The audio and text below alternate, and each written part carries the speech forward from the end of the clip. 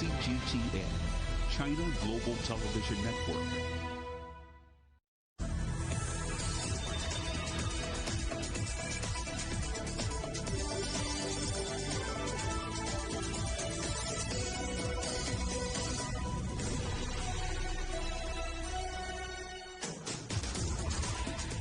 Hello and welcome to Global Business Europe, live from CGTN in London. I'm Jamie Owen. And I'm Robin Dwyer. Our top stories. France says take the train rather than the plane, at least short haul, in an effort to cut carbon emissions. Our other headlines: open for business. Some UK shops, pub gardens and hairdressers welcome back their customers after lockdown. The holiday experiment for hundreds of strangers on a Greek island to see how feasible tourism is in the pandemic. And who'll succeed Angela Merkel? Germany's Christian Democrats propose their party chairman for the Chancellor's job. France could ban short-haul international flights in a bid to reduce carbon emissions. Lawmakers have voted in favour of a bill to end routes where the same journey can be made by train in under 2.5 hours. The plan faces a further vote in the Senate before becoming law. Let's talk to our correspondent Ross Cullen in Paris for us. Ross, the airline industry has already been hammered by this pandemic. How are the airlines responding to this plan? Jamie, described as a coup against the airline industry, described as just an electoral gimmick by others, but the government sticking to its plan, sticking to its philosophy, wanting to decarbonise France, wanting to reduce carbon dioxide emissions in France, and it says this measure is one way of doing so, scrapping those short-haul routes where you can do the train journey offers an alternative of 2.5 hours or under. So, for example, Paris to Bordeaux, if you were thinking of flying on that route at some point in the future, you wouldn't be able to do so. You would have to take the train. So it is an important measure for the government, and they've managed to get it through the lower house. If, and it is a big if it passes through the Senate, how long before these proposals become law? Well, it had a bit of a rocky start to life in the lower house on Saturday. Pretty rowdy session of Parliament. MPs from the south of the country, particularly those around Toulouse, a stronghold for the aerospace industry, home to Airbus, complaining against this law, arguing against this law, saying that it will cause degrowth. That was the word they used in the airline industry, so badly impacted last year by the COVID-19 pandemic, so badly impacted this year, the effects of the coronavirus pandemic still being felt across the airline industry. But it managed to clear the lower house. It now goes to the Senate. If they approve it with the same wording as the lower house, if senators make no amendments, then it will go to President Macron to be signed into law. He will be keen to do so this year to try to get this environmental law passed, trying to get this reform underway this year, which is the final full year, Jamie, of his current presidential term ahead of the next presidential election, which will be this time next year. Ross, most of our journalism lives have been about the unending growth of the airline industry and airports.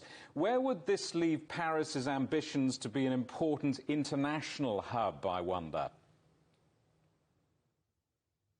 Well, international flights won't be affected in that if you were flying, for example, from Brussels to Bordeaux, you would still be able to complete that journey via Paris. You would still be able to change your flight, you connect your flight in Paris to get to reach to Bordeaux, but it would affect domestic flights, certainly, and France says that's a price worth paying if it shows our ambition to be a leader when it comes to the green economy. So it's not seeing this as a dent to its ambitions to be an international leader when it comes to the aerospace industry. It says it's still got a strong foundation when it comes to companies such as Airbus, but the government is rather putting the focus on saying this can be an ambition for the future, showing that we can be a green leader, something that the government takes very seriously, something that the president takes very seriously personally as well, and something that they does want to see further reforms, not just this one, further reforms in the green agenda coming up. Ross Cullen in Paris, thank you very much. Paul Charles is founder and CEO of the travel consultancy firm, the PC Agency. He's also the former communications director of Virgin Atlantic and of Eurostar. And I'm pleased to say he joins us live on the programme now. Great to have you with us, Paul. So, good news, bad news, of course, for airlines, as Ross was saying there, but good news environmentally. Do you think this can really make a difference in reducing emissions? I think this is a pretty significant milestone that the French government have managed to achieve. Yes, what they're doing is signalling that they're prepared to take harder action in advance of the COP26 environmental summit later this year. And so some might argue this is a bit of a stunt, but it's actually pretty significant because it's saying that they're not prepared to let the airline sector grow without any caps domestically. And they're also saying that they're prepared to put more money and invest time and effort and policy decisions into growing their own rail network. And of course, the French have invested billions and billions of pounds and francs and dollars over the years and euros into the SNCF rail network to help it grow not just in France, but also internationally. So do you think the future of travel then is in trains? Yes, I do. And France has been investing in high-speed train travel, trains that travel at over 300 kilometers per hour for decades, since the early 1970s. And obviously that has grown elsewhere, especially in China, which has a large high-speed rail network. You're seeing other European countries do the same. And indeed in America, they're now looking at growing a smaller amount of high-speed rail. But it's had huge impacts on growing the economy in France. When you put in a high-speed train network and services, it generally grows the local economies where those trains go to. And of course, it's also expanded on things like Eurostar to London. But when it comes to this short-haul plane scheme, we've already seen Austria bringing in something similar, and the Netherlands has been discussing one too. Do you foresee this rolling out across Europe? I certainly see more investment in high-speed architecture, and I think you're going to see the likes of Eurostar and Thales, the Belgian operator, potentially carry on with their merger plans, which they've been talking about. Of course, what it does also signal is that the French government may end up bailing out Eurostar itself, which is desperate for money at the moment. It's had very little revenues over the last year, and it needs the British and French governments to somehow bail it out. So what France is saying here is that actually high-speed travel is the way forward by train, and therefore they're going to put more money into it. And what would it mean for those taking connecting flights? Would it reduce the reach of carriers? Well, I think at the moment, because you're only looking at a small number of routes affected, like Paris to Bordeaux, Paris to Nantes, for example, those sub 2.5-hour routes by train, there aren't that many routes affected. But it will hurt Air France, certainly in the short term, because it will mean that they're not going to get those connecting passengers through to those sorts of destinations. So therefore, it doesn't help places like Bordeaux connect onto the global network of air travel. It's going to be interesting to see what other countries do. I think they'll be looking at this French policy decision and saying, well, if France can do it, then maybe we can do it. And maybe you're going to see fewer domestic flights in the short term as airlines themselves have to focus on their global international networks and the costs that go with it. Paul Charles from the PC Agency, thanks very much indeed for joining us. Thank you. Well, we're talking holidays and flying later in the show, where we'll have the latest from a travel company which has thrown together nearly 200 people for an 8-day package holiday to assess how mass tourism might work in the pandemic. But for most in Europe, tourism in the coming months will be close to home, perhaps a staycation. In England, the domestic tourism sector has started to reopen. As the 5th biggest industry in the UK, its success this year is crucial. But with little in the way of foreign visitors, hopes are being pinned on the domestic market and some sunshine. John Beaver reports. After a long, hard winter, a ray of sunshine for the tourism industry. Overnight stays are no longer prohibited. Any self-contained accommodation is free to welcome guests. The Easter holidays in Bath would mark the start of the tourist season, but things are still quiet. As a tour guide, Nick Gain normally relies on visitors from Asia and America. Despite everything, he's optimistic and is pinning his hopes on the domestic market. We have to be able to adapt. We have to be able to change quickly. We have to be able to work with what the market requires. And I think if restaurants, cafes, tour guides, any museum can do that, then I think they stand a reasonable chance of being able to survive and be here for the next 10 years. With no definite answers on when foreign travel is allowed or where English tourists will be able to go, domestic options are very appealing after a third national lockdown. Most holiday accommodation websites have very little available when it comes to the most popular tourist destinations, and whatever is left is almost certainly more expensive. Demand has driven up prices by an average of 35% compared to last year, according to one recent study. But major indoor attractions are still closed. The SS Great Britain here in Bristol, for example, isn't allowed to reopen until May, and there's likely to be a need for more support to keep other venues afloat. If you're St Paul's Cathedral or Westminster Abbey or the Tower of London, for example, in a normal year, 90% of the people buying your tickets will be from overseas. So there's a whole swathe of the visitor economy who will really feel the loss of inbound visitors this year.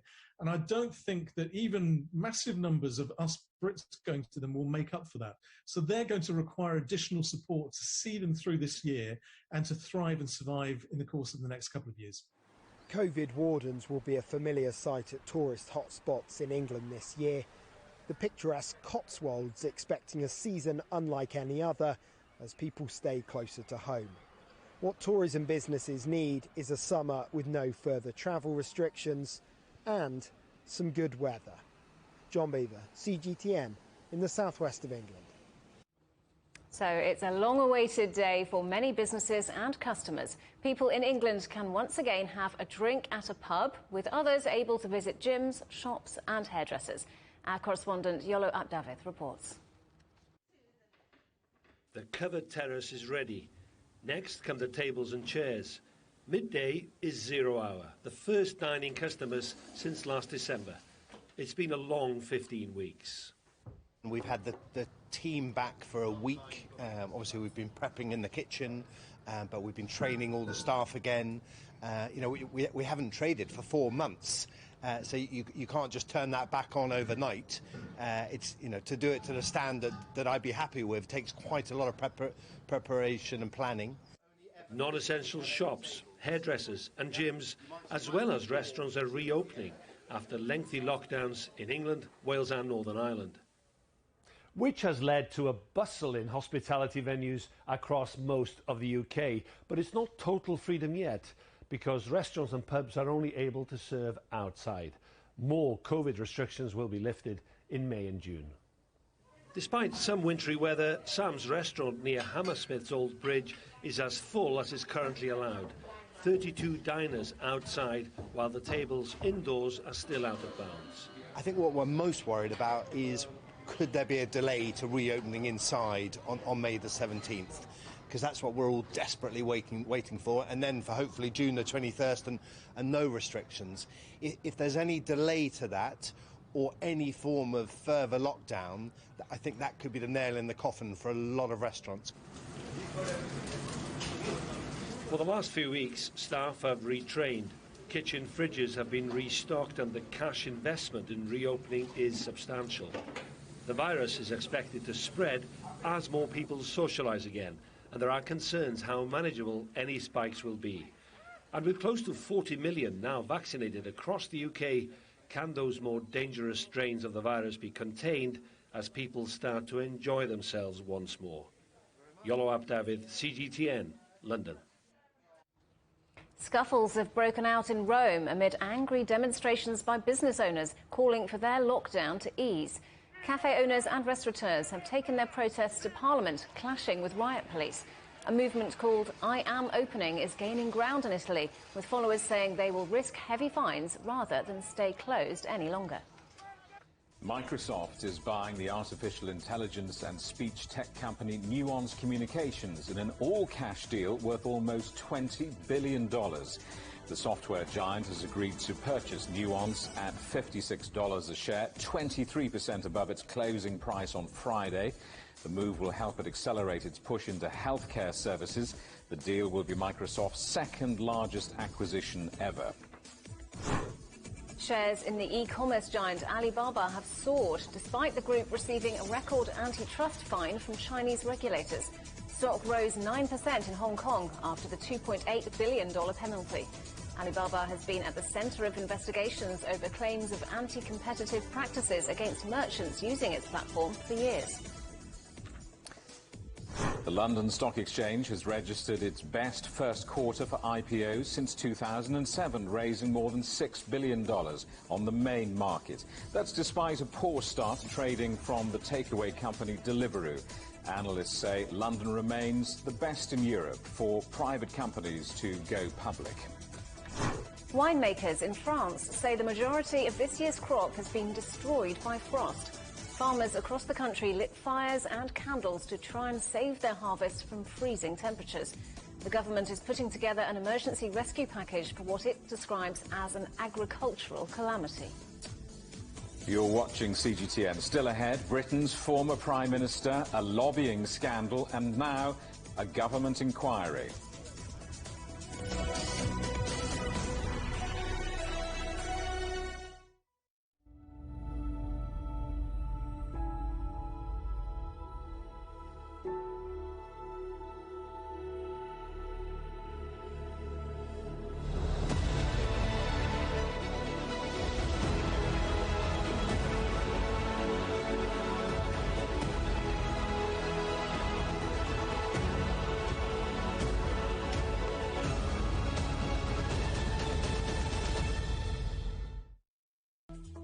Search CGTN Europe wherever you get your podcasts to subscribe to the Agenda podcast. The Agenda with me, Stephen Cole, always gets to the heart of the story. Just subscribe today and listen now. Covering the world from 4 continents. A new horizon. Teams in Beijing, Washington, D.C., Nairobi, and London. Who connect, interact, and inquire to bring you the stories that matter to all. The Link, only on CGTN. Don't forget you can sign up to our daily newsletter. We bring you all the top business headlines straight to your inbox. So sign up for free at this address. CGTN. See the difference.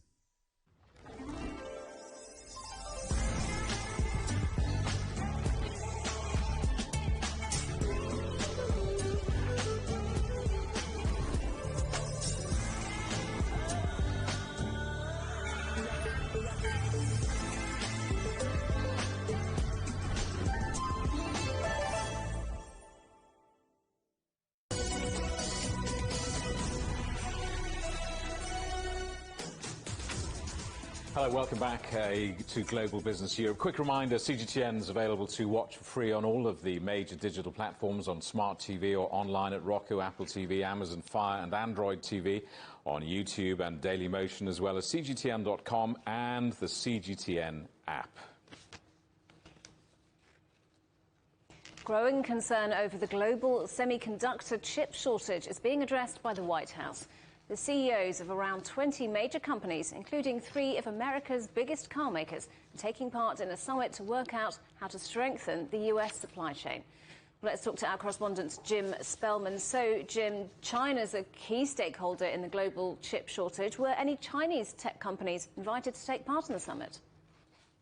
No companies from the Chinese mainland were invited. TSMC, Taiwan Semiconductor Manufacturing Company, they will attend. That's an important supplier for U.S. companies. Samsung, Intel, Google all set to attend, as well as some smaller U.S. chip manufacturers and auto companies Ford, GM, and Stellantis, which controls Chrysler and Jeep here in the United States. The problem, of course, is there's just simply not enough semiconductor chips. There's been skyrocketing demand because of the pandemic, with so much work and school shifting to home.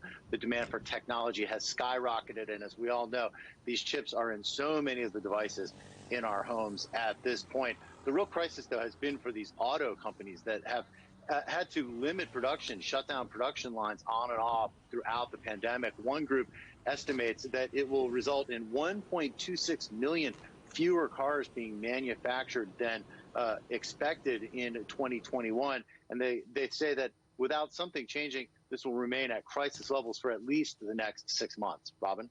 So, Jim, what's US President Joe Biden hoping to achieve with this summit?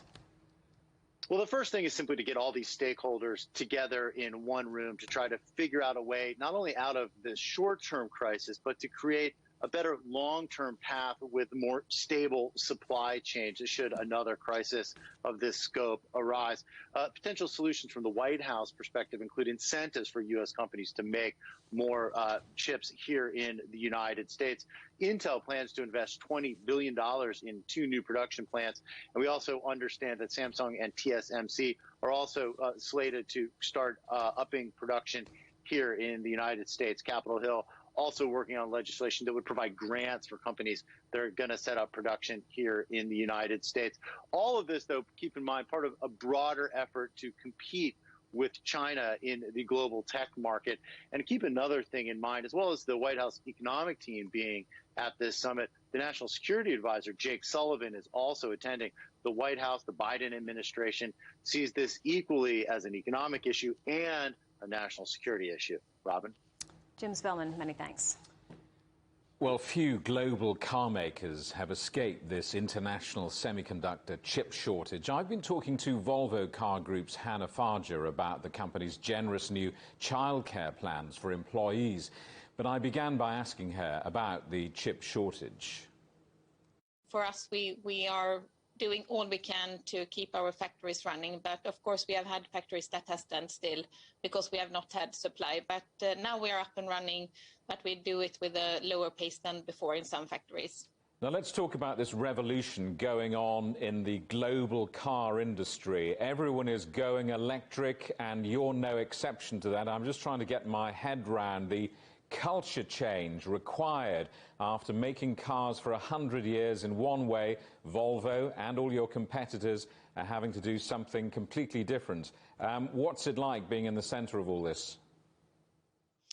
It's a fantastic challenge that we are so ready to continue to drive. It's about getting obsessed about the customers. It's about getting much quicker to action within the organization, and that is why we need a more diverse workforce, because we know that we need to be more innovative than before, and we need to get quicker with solutions to our customers that answer on their expectations. So that is why diversity is key for us, and not to forget inclusion, how to get the best out of each person. Well, let's talk about how you're going to do that. Volvo has announced this generous paid parental leave scheme to its 40,000 employees around the world. What exactly are you doing, and what do you think will be the benefit? We are strong believers in equal parenting. We believe that being a parent is something that is a gift and something that we would like to get all our Volvo employees the opportunity to actually spend time with their new family members. So what we are introducing is a global policy where all our employees can take 24 weeks off with 80% pay. And we don't make any differences except from if the local legislation is giving more. Otherwise, this is a minimum standard for all Volvo employees around the globe. And why we do it is because we believe that equal parenting will also help a broader diversity into our company. We will attract more diverse talents, but most of all, if more dads actually take the parental leave, we will also have more females that can make a career. Do you ever worry that in doing this, and very generous it is, that you discriminate against those men and women who decide that they do not want to have a family? No, I don't see this as discrimination. I see this as an opportunity for those who have a family. And I'm sure that with the climate we have within Volvo Cars, we will embrace this opportunity, because I think that is the biggest differentiator from us compared to other companies. That is that we opt people in for this. That means that colleagues and leaders will support people that become a parent to make it possible for them to take parental leave. So I see this rather as creating, based on our culture, a climate where we are positive to parenthood. And I mean, we are a very family-friendly company. It's born straight out of our culture, our brand. We are a very family-friendly company. So this is going to happen wherever Volvo operates in the world. I mean, what does this mean, for example, for Volvo employees in China? For Volvo employees in China, it means that there are more weeks, and especially for our male colleagues in China, It means that it's a cultural change that we are starting to work with, that we expect people to take the time off with their new family members. We don't stop people from not taking it, but we want people to feel that we have a culture where we actually want them to take this. We want them to spend time with their new family member. And the biggest change is for our male employees in China. A group of 187 people from the Netherlands are on holiday in the Greek island of Rhodes to test how feasible tourism is during the pandemic. They were chosen out of 25,000 people who applied to be part of the 8-day experiment run by the Dutch travel firm Sunweb. The group has paid for the trip themselves and will not be allowed to leave the resort. Well, Matthias Teenbrink is the CEO of Sunweb, and I'm pleased to say he joins us now live. Thanks so much indeed for talking to us today. So tell us, how much will this differ from an ordinary holiday? What will this trip look like for the people on it? Oh, I think it differs almost in everything for a normal trip. It starts that they have to do a PCR test 72 hours before departure. And then they had to do another rapid test this morning at the airport, latest 4 hours before departure again. And then we call the bubble was created. So one travel group moving to the aircraft, into the aircraft as a group. And then in Rhodes, they were awaited by our organization there, taken as one group into special buses, then taken to the resort on Rhodes. And they indeed have to stay a full week in the resort, which is not a punishment because it's a beautiful resort. And then when they go back again, there is a PCR test 72 hours before departure and another rapid test on the airport. And then at home, they have to go 10 days in self-quarantine unless they test 5 days after arrival and the outcome is negative, then they can go out again. So it is Sorry, go ahead. Truly a bubble holiday. I wonder, though, what will a successful outcome look like? How will you know that this experiment has succeeded? I think three things. First of all, how do our customers experience this type of holidays with all the rules and regulations and constraints they will face? Is it truly experienced as a holiday or not? Second, we have implemented many safety protocols. Are they working? Do we need to adjust them? And thirdly, are we able to bring this group back and forth without any infections? And you had many more people apply than were actually able to go on this holiday, so there's clearly a high level of demand. Were you surprised at just how high? We were wondering what price to set on the Monday before we went live on Wednesday, because we were really afraid that maybe nobody would apply. And we were really surprised and a bit caught off guard when more than 25,000 people in the end registered. And I think we could have gotten even more. So it's more than 200 the times people we could actually take, which is fantastic. Does this give you hope then for the future of the industry, which has clearly had a really difficult time? No, absolutely. It proves that everybody is really desperate for a nice holiday to get away. And we're all hoping that this summer will at least bring the start of that rebound. We've seen in other places in the world, like in China, like in the US, and hopefully we'll see the same here in Europe. So you're saying it's really important that things start now. How crucial is it that there is this rebound that you talk about? Now, I think that if we will not have a summer at all, like we had no winter at all, then I think a lot of companies in the travel sector will face extremely difficult times. OK, Matthias Teenbrink from Sunweb, thanks very much indeed for joining us on the programme. You're welcome. Bye. You're watching CGTN. Still ahead, why the ship that blocked the Suez Canal is now in the middle of another row.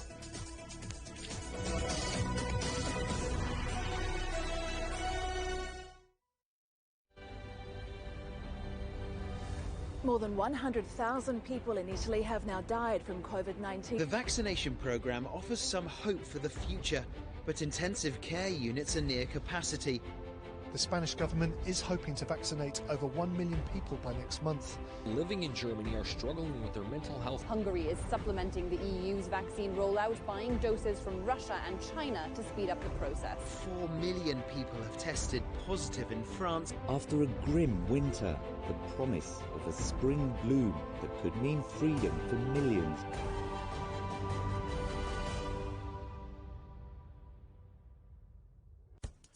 On the agenda with me, Stephen Cole, we look up into space.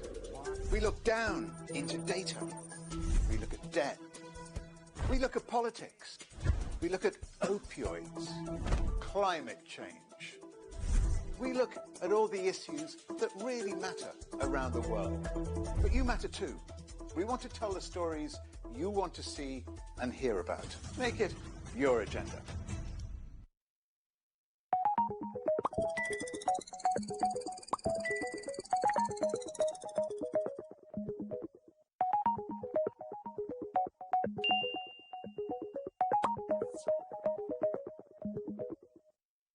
Roger, making loud and clear.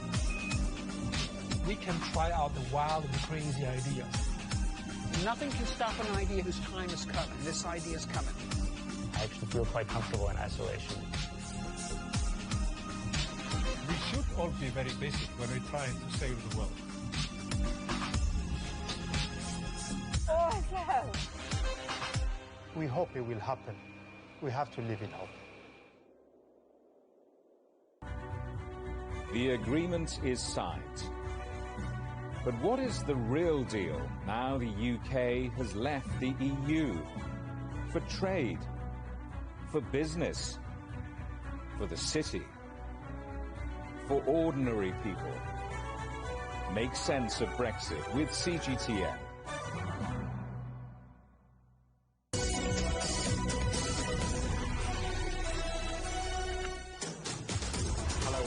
To Global Business Europe with Jamie Owen and Robin Dwyer. Our top stories. France says take the train rather than the plane, at least short haul, in an effort to cut carbon emissions.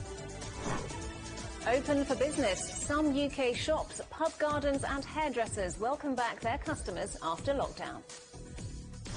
And a holiday experiment for hundreds of strangers on a Greek island to see how feasible tourism is in the pandemic. Now, who will replace Angela Merkel? Germany's Christian Democrats are backing party chairman Armin Laschet as their candidate for Chancellor in September's election. Merkel has ruled out standing for another term after 15 years in power. Trent Murray reports from Frankfurt. Chancellor Angela Merkel's CDU party has a big decision to make. Who to nominate as the party's candidate for Chancellor at the next election? As the newly elected chair of the party, Armin Laschet should be a shoo-in to top the ticket.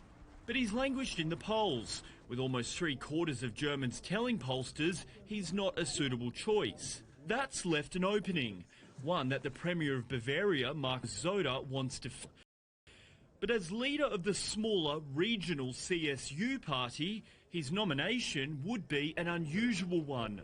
It is significant that somebody from the CSU who wants to lead the country, who essentially wants to stand as candidate for the chancellery, is supported by the CDU. The CDU is the much larger party.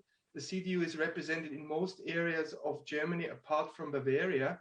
The CSU is essentially a regional party that has a very strong footing in Bavaria, has been governing in Bavaria for over 40 years.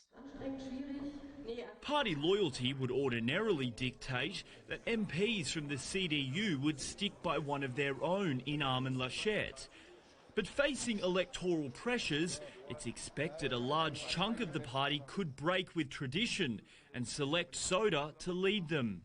Both the CDU and the CSU are running very low in the national polls. If we currently had an election, just say in the next few days, it's likely that they might even come second in terms of the overall votes behind the Greens. And that would mean the Greens emerge as the largest party and the Greens can actually claim the office of Chancellor. The hit in the polls for the ruling Conservatives comes as Germany continues to struggle with the impact of the third wave of COVID-19.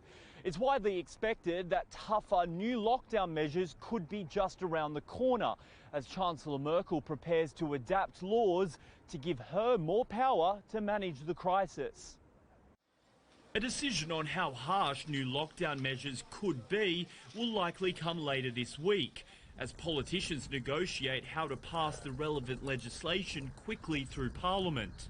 But while the immediate priority for lawmakers remains lowering COVID-19 case numbers, the political impact of their decisions will likely be scrutinised more closely than ever, with voters heading to the polls in less than 6 months' time.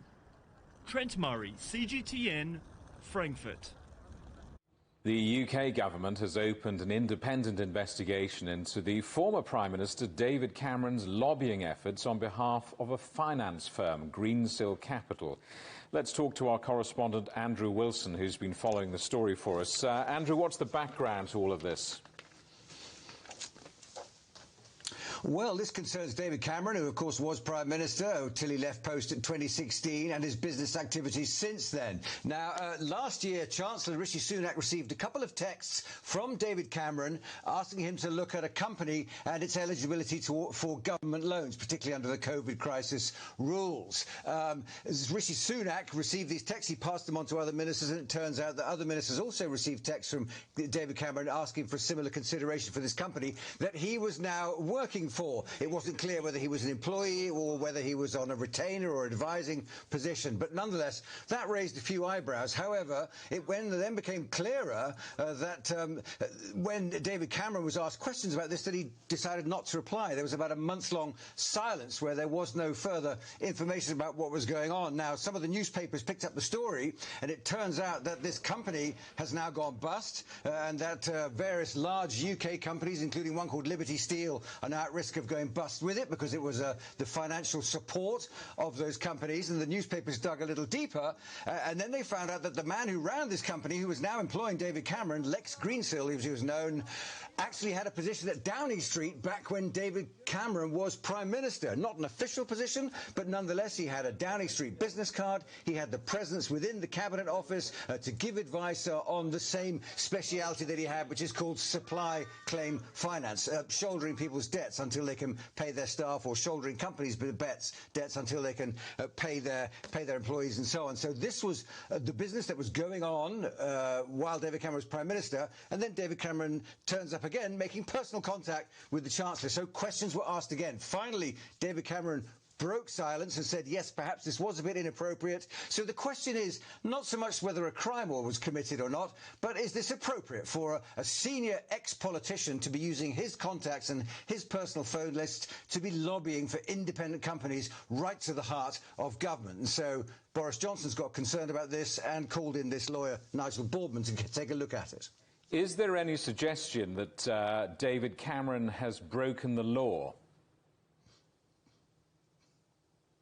No, not at this stage. Lobbying is something that goes on all the time in Westminster. There's been plenty of incidences. Some have been considered to have gone too far, others within the bounds, that ministers who, once they've retired or left office, have returned in the guise of business people and perhaps started to exploit their contacts again. There is a law about this. It says that no senior minister can indulge in any kind of lobbying activity for at least 2 years after leaving office. Now, David Cameron scrupulously only took position with this company, Greensill Capital, 2 years after he left office. So again, there's no suggestion that he broke the rules there. However, there are some, including former Prime Minister Gordon Brown, who said that perhaps 2 years isn't long enough. Perhaps we should be looking at 5 years before senior ministers can enter back into their contact realm within Westminster to further their own business interests. There is a general concern that's been built up, and partly due to some of the COVID contracts as well, that this government has engaged in a general concern building up in Westminster that politics in the UK might become a route towards self-enrichment. In other words, do well in politics and then go on to exploit what you've learned through the political world in the world of business. And the government has bowed to pressure from opposition MPs to take a slightly closer look at this. I'm sure, and there's been no signs so far that any suggestion that David Cameron's done anything criminal. However, it's just been the timing of this event and the nature of the direct approaches to Rishi Sunak, particularly by text, and also a private drink with Matt Hancock, the health secretary, where he brought his new business partner or boss along as well, has raised enough eyebrows for Downing Street to feel they need to clear the air. One person's lobbyist, it might be argued, is another person's campaigner. It's difficult to define, isn't it, or even stop lobbying. Some of it may even be positive in some cases. It's really difficult, and I think back in the day, politicians could be counted on to retire at a nice ripe old age, so they didn't really need to go back into the world of industry to seek a second so-called career. Tony Blair, of course, was a prime minister who retired extraordinarily young and broke that mould and did spend the next 10 to 15 years becoming extraordinarily rich, not really through working with big companies, but by going onto the speaking circuit and lending himself out as advisor in political issues around the world. And that's set a different trend that's now got MPs looking at it. What does a prime minister or a senior cabinet minister or a chancellor, like for George Osborne, who's had 5 different jobs since leaving office as Chancellor under David Cameron, what does someone do after a successful career in politics that ends in the mid-40s with the rest of their life, if not go into the world of business, which is a de rigueur nowadays for people of that kind of intellect and also that kind of bent. So there is a need for Parliament to have a look again at exactly how they run this, because, yes, indeed, contacts can be extremely useful. What goes around comes around. It's quite good to have people within the business community who have their own contacts in Westminster. But as a direct platform for senior politicians to look as a target, well, first I'll become a minister and then I'll enrich myself in the private sector, that puts certain noses out of joint in Westminster, and they want to look at that again before it gets out of control. Andrew Wilson, thank you very much. Britain's Princes William and Harry have paid tribute to their grandfather, the Duke of Edinburgh. In separate statements, Prince William described him as an extraordinary man, while his brother said he had great banter and wit. MPs in London have spent more than 7 hours offering tributes, with all other parliamentary business postponed. And Scotland's Parliament was recalled for only the 6th time in its history, so its lawmakers could pay their respects. Prince Philip died on Friday, aged 99. Russia has massed over 40,000 troops on Ukraine's border, with a further 40,000 in Crimea, according to reports from Kiev.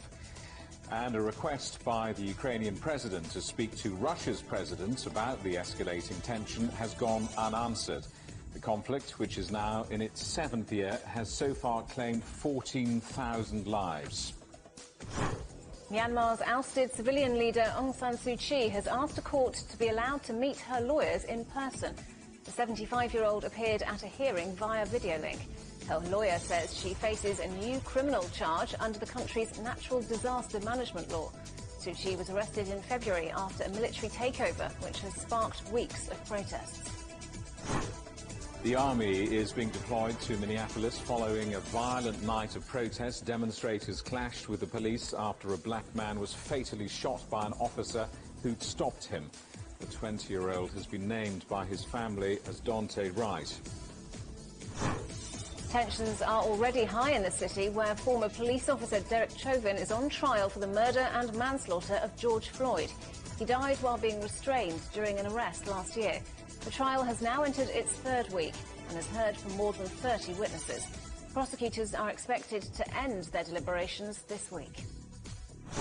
A firefighter has died after a blaze broke out at one of the most historic buildings in St. Petersburg. The former 19th century textile mill on the banks of the River Neva has been gutted by flames, with 40 people inside moved to safety. Investigators are examining the cause of the fire. The Japanese have been hailing the victory of golfer Hideki Matsuyama at this year's Masters. The 29-year-old's one-shot win at the Augusta National made him the country's first winner of the award. Prime Minister Yoshihide Suga has called it a wonderful source of pride for the nation amid the pandemic. Nomadland filmmaker Chloe Zhao is the 2nd woman and the first Asian woman to win the BAFTA for Best Director. film won 4 prizes, including Best Picture at the British Academy Film Awards, handed out during a pandemic ceremony that recognised a diverse array of screen talent. The director, Ang Lee, was awarded the Academy's top honour, the BAFTA Fellowship. Iran has accused Israel of sabotaging its key Natanz nuclear site. Machines at the facility were damaged during a power blackout, just hours after the country announced the launch of its latest centrifuges. As Tehran vowed revenge, Israel's Prime Minister Benjamin Netanyahu met the US Defense Secretary in Jerusalem. Stephanie Freed has more. Israel's interim Prime Minister Benjamin Netanyahu has always been staunchly against a return to that deal, staunchly against lifting of the sanctions on Iran. Now more than ever, because of the tension between Israel and Iran, and that's after these back and forth hits that have been happening at sea, with an Israeli merchant vessel being hit, Iran being accused, and then an Iranian military vessel being hit, and Israel being accused. And now we've got this latest issue at Natanz, the nuclear facility with the centrifuges, and a finger pointing at Israel's external security, the Mossad. So certainly there's a lot of tension. The return to an agreement with Iran is something that Israel's officials are concerned about, are not in favor of. And with these latest tensions and the back and forth that's going on, there's a lot of speculation, and a lot of former intelligence officials in Israel are speaking publicly. And one yesterday said that he is concerned that this back and forth, that it's getting to a place where Iran certainly will no longer hold back and will not be showing restraint. So all on the agenda, all of these issues are important and certainly tie into this visit of the U.S. Defense Secretary. The Ever Given container ship, which blocked the Suez Canal for almost a week, is now becalmed in a row over compensation. Authorities are demanding the owners pay up to $1 billion in damages and warn the vessel won't be released if the dispute goes to court. Adel El-Marouki reports from Cairo. Egypt says the ship that blocked the Suez Canal last month will not leave the country until the investigations are over and the compensation agreement is reached. All of the Ever Given data logs, captain communication recordings, and mechanical instructions have been retrieved. Experts say the investigations are not designed to determine who was responsible. Rather, they're analyzing how the grounding happened. However the investigations unfold, marine law states that the ship's captain is responsible. When the canal's guide boards the ship, he becomes part of the captain's crew. Therefore, the company owning the ship, and in turn the insurance companies it contracted, are going to pay the compensation. The investigation's purpose is learning what happened so as to avoid similar incidents in the future. During the 6-day blockage, the canal lost nearly $15 million daily in transiting fees. The cost of the grounding extends to include tugboats, dredgers, and manpower used to float the ship. There is also the rescue reward, which is a maritime custom.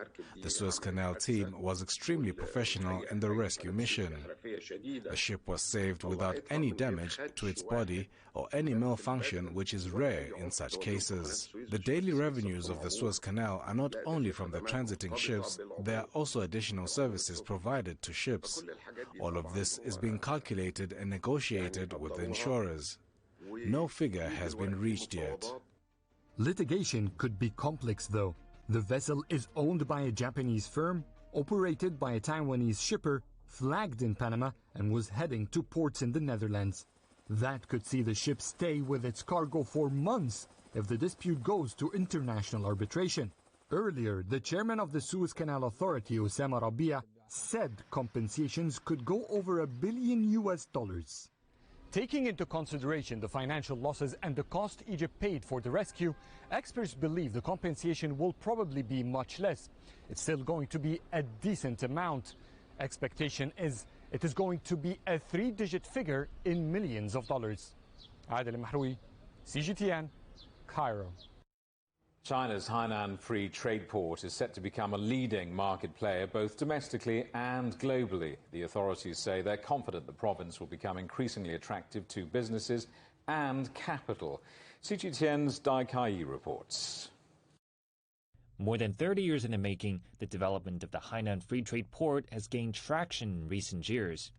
In the past 3 years alone, Hainan has witnessed an increase of more than 700,000 new market entities, exceeding the sum of the past 3 decades. The province's economy has seen a reduced dependence on real estate. Industrial investment has risen from less than 40% to over 60%.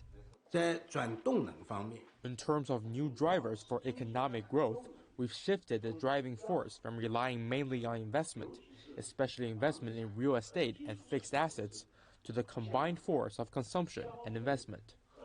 The Free Trade Port is also a popular destination for foreign investment. Statistics show there were more than 1,000 newly established foreign invested enterprises in the province last year, nearly 3 times the number in 2019. These enterprises come from more than 80 countries and regions.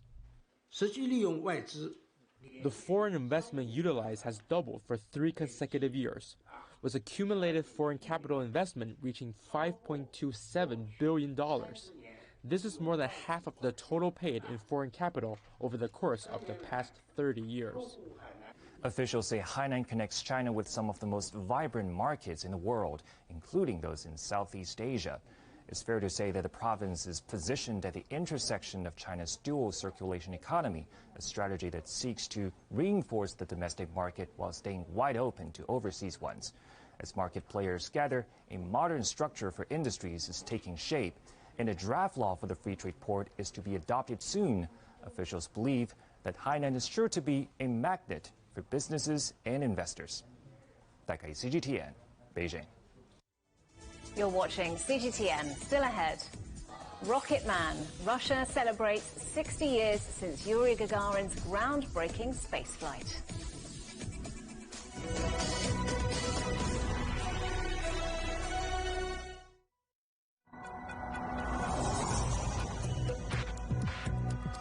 Each day, there are millions of stories. Each one can open new perspectives, new possibilities.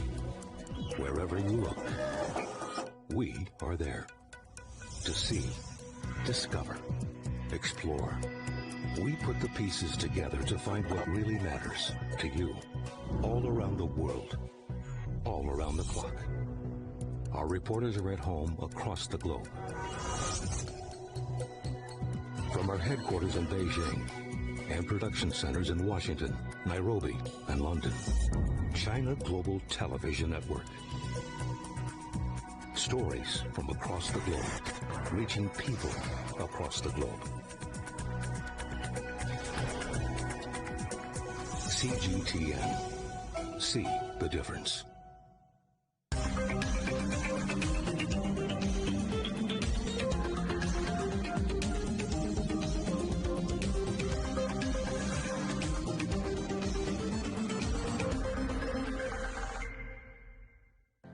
Mari, what would you say is a good question? Stephen, I'd say it's one where there's always more than one answer. The Answers Project is a new podcast series from CGTN Europe. With me, Stephen Cole. And me, Mari Beveridge. In each episode, we'll take a complex question. And with the help of some of the world's foremost experts, shine light on some of the answers. So join us for The Answers Project. Available wherever you get your podcasts.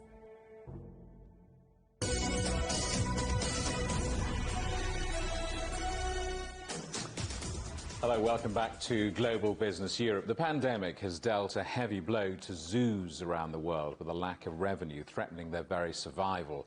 But one zoo in China did all that it could to ensure its animals had proper care during the height of China's epidemic, which has earned its support from right across the country. CGTN Xu Mengxi reports. A visit to the zoo is often the closest that many city dwellers can get to experience nature and learn about the species that make up Mother Earth. But when COVID-19 hit, many of the animals placed in the care of these refuges of nature were hit hard as well. This is Hongshan Forest Zoo. And recently, it's earned itself a reputation as the most animal-friendly zoo in China. Our story revolves around Shen Zhijun, who's been the director of the zoo for 13 years. Due to the epidemic, the zoo lost more than $4.5 million and more than 20 employees in 2020, and very nearly slipped into bankruptcy. Between keeping staff members and keeping the animals fed, Shen chose the latter. First and foremost, zoos are responsible for animal protection. They're places where life should be respected. This isn't the first time Shen's concerned himself with the animal welfare at Hongshan. In 2011, under Shen's leadership, Hongshan became the first zoo in China to cancel animal performances, and has always been concerned with improving the lives of the animals in his care. Animals have a very different living environment in the wild. They face changes every day, sometimes every second. So what we're trying to do at the zoo is enrich their environment as much as possible. For example, we'll change the way we feed them, and we also let them smell other animals, as if they were in the wild. Thanks to media exposure, Hongshan's care for animals attracted support from all over the country. Visitors have also gotten to witness the progress the zoo has made. We get the feeling that the animals are very comfortable. Take the giant pandas, the way they rest on the trees is almost as if they're in their natural habitat. My classmate just said he wants to be one of these animals in his next life. And living in Hongshan Forest Zoo, they look happy and a lot more comfortable than before. We hope through what we do in the zoo, we're spreading a broader message of conservation and that people will be inspired to protect the animals' wild habitats. Shen Zhijun says now that Hongshan has had a certain impact on the general public, his next goal is to further enrich animals' living environment, provide a better visiting experience for guests, and have more training and fieldwork opportunities for employees so they can understand how to better care for the creatures in their care. Shimeng Qi, CGTN, Nanjing, Jiangsu Province. Celebrations are taking place across Russia to mark 60 years since Yuri Gagarin became the first person to go to space. Dozens of miniature rocket models have been launched in St. Petersburg to mark the historic mission by the Soviet cosmonaut. Gagarin's 108-minute single orbit of the Earth took the space age to a new frontier. It was one of the then Soviet Union's most enduring Cold War achievements. And staying in Russia, elsewhere, some rather hardy skiers have been taking to the slopes in Sochi, dressed only in their swimsuits. The annual mountain festival, now in its 5th year, marks the end of winter and the arrival of spring in the home of the 2014 Olympics. Despite the rain, over 700 plucky participants turned up, cheered on by a crowd of 30,000 people. To see more, europe.cgtn.com. The headlines again. France says take the train rather than the plane, at least short haul, in an effort to cut carbon emissions. Lawmakers have voted in favour of a bill to end routes where the same journey can be made by train in under 2.5 hours. The plan faces a further vote in the Senate before becoming law. Our other headlines: open for business. Some UK shops, pub gardens and hairdressers welcome back their customers after lockdown. It follows more than 3 months of forced closures. And a holiday experiment for hundreds of strangers on a Greek island to see how feasible tourism is in the pandemic. Dutch tourists were chosen out of 25,000 people who applied to be part of the 8-day experiment run by travel firm Sunweb. And that's it for Global Business Europe. Thank you for watching. More on all our stories at europe.cgtn.com, and do follow CGTN Europe on Twitter, Facebook and Instagram. We're on smart TV apps such as Roku, Apple TV, Amazon Fire and Android TV, on YouTube and Dailymotion, as well as cgtn.com and the CGTN app. Coming up next on CGTN, it's Africa Live. We'll see you again tomorrow, same time, same place. From all of the team in London, goodbye.